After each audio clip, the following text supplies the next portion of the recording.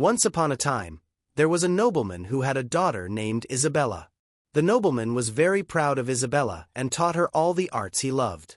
Isabella learned to ride horses like an Amazon, fence like a warrior, and swim like a mermaid. She was kind and graceful, and compassionate toward any kind of pain, whether it was a person's or an animal's. When Isabella grew up, she wanted to make her own way in the world.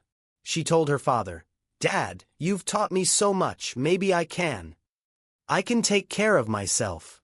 I really want to see for myself what I'm capable of and what I can achieve." That's what a boy tells his father when he's young, but no boy is better than a girl, and no girl is that much better than a boy. It all depends on what's in your heart and how capable you are. I know my daughter is capable, so go ahead and follow your path. Go chase your dreams, and take good care of yourself. Thank you, Father. I promise I'll make you proud. So, Isabella set off on her journey. In the city center, there was a fountain where people looking for workers and those searching for jobs would gather. Isabella walked up to the fountain and saw a few men there, all looking for work. "What's someone like you doing here, looking for a job?" someone asked. "Who said women can't work? When you're doing your job, go clean the house," Isabella said, then didn't add anything else but stayed by the fountain. After a while, a tall, strong man appeared riding a horse, with another horse trotting beside him. Seeing him, most of the men at the fountain turned around. They said they were leaving. Isabella was puzzled and asked the man standing nearby, "Why is everyone leaving?" "Because he's a wizard who lives in a castle beyond the swamp," the man explained. "That place is full of spirits and vampires. Who'd want to live in such a dangerous, deserted spot?" The wizard looked kind and noble. Of course, he knew how to protect his helpers from the spirits and vampires. "Surely, none of you are weak-hearted or faint of nerve, running away like cowards? Doesn't anyone want to stay and help me for at least a year? I promise, I'll work hard with you." "All right, here's the deal." Lies and Isabella the sorceress were traveling for a long time and finally reached a deserted, deadly swamp. The whole place looked gray, rocky, and creepy. "Don't worry, Isabella. None of these spirits can harm you because you're always under my protection. But my magic won't work if you let fear take root in your heart." Isabella decided she wasn't gonna let herself get scared. She put all her energy into working with the sorcerer. Turns out, she was capable, determined, smart, and really helpful. "Music. Here no, music." The sorcerer was so happy with the work that she forgot she begged her to stay for another year, and then another. Finally, Isabel really wanted to get out of the swamp and see the green and fresh world again. "Please, just stay for one more year.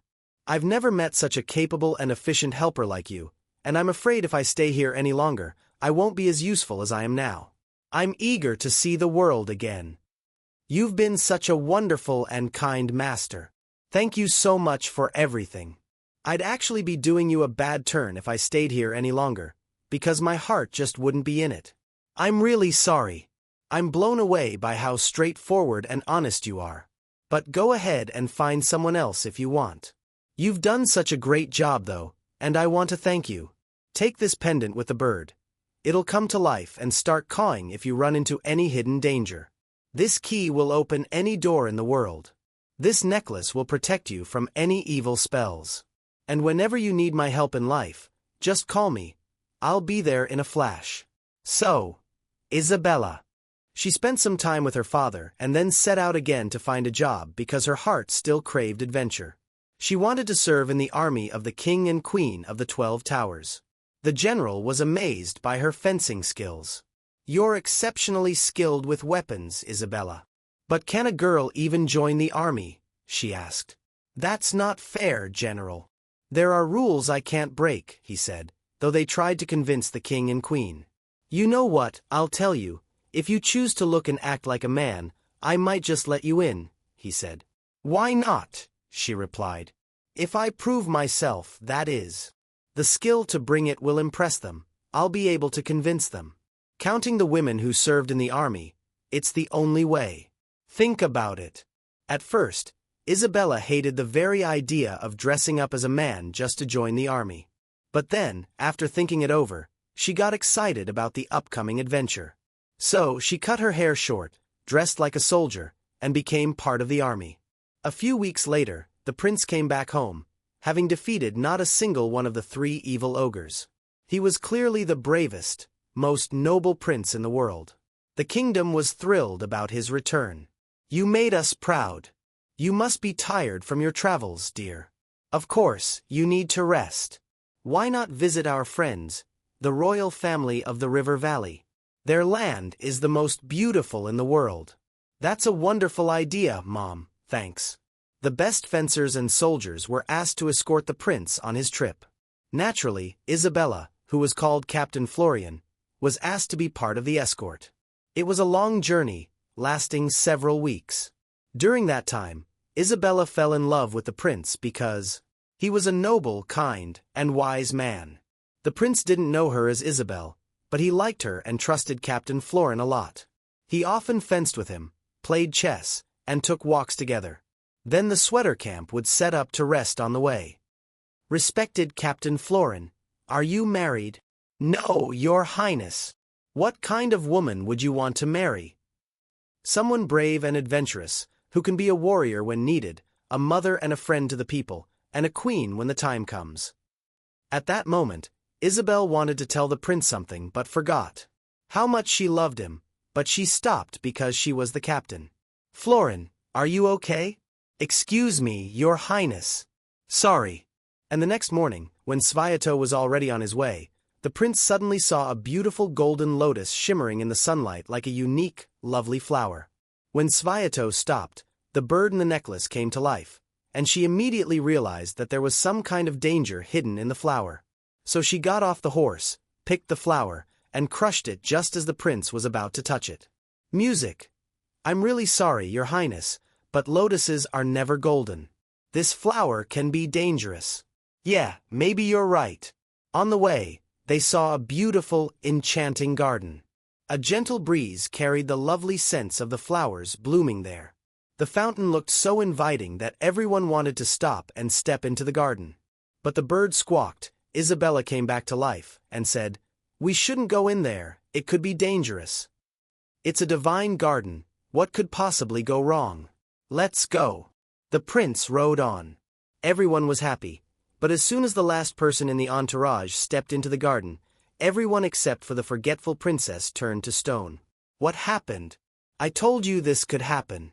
But before she could finish, water from the fountain rose up, wrapped around the prince, and whisked him away to a huge 20-story tower right in the middle of the garden. This garden belonged to a witch who wanted to trap the brave prince, sacrifice him, and become the most powerful witch in the world. She was surprised. "Oh, and don't forget." She turned to stone, asked her green flame, and the flame told her it was protecting the relay. "Our spell was so strong that you'd never be able to harm her." It didn't matter though, she still wouldn't be able to help the prince. Every floor was blocked by a door with a heavy lock. The witch was so sure no one could open all 20 locks that she didn't even bother putting guards there. But while she was busy preparing the sacrifice, she forgot and just took the key off her necklace, and in a flash, she managed to open all the doors, get to the prince. Music. "Capital Florian, you found me, not great, but I should have listened to your advice. We can't waste any time, let's get out of here."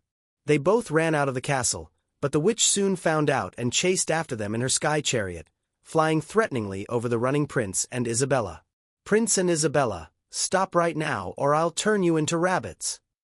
Isabella was worried about the prince, so she took off her necklace and put it around the prince's neck to protect him. But the spell hit. She forgot and turned her into a rabbit. Capitan and Isabella couldn't do anything until suddenly Isabella remembered the sorcerer's promise and called him for help. The sorcerer appeared right away and turned the witch into a rabbit. He brought back what was forgotten to Capitan's catch and later even restored the prince's court, which the witch had turned to stone. "Thank you, kind sir, you saved our lives."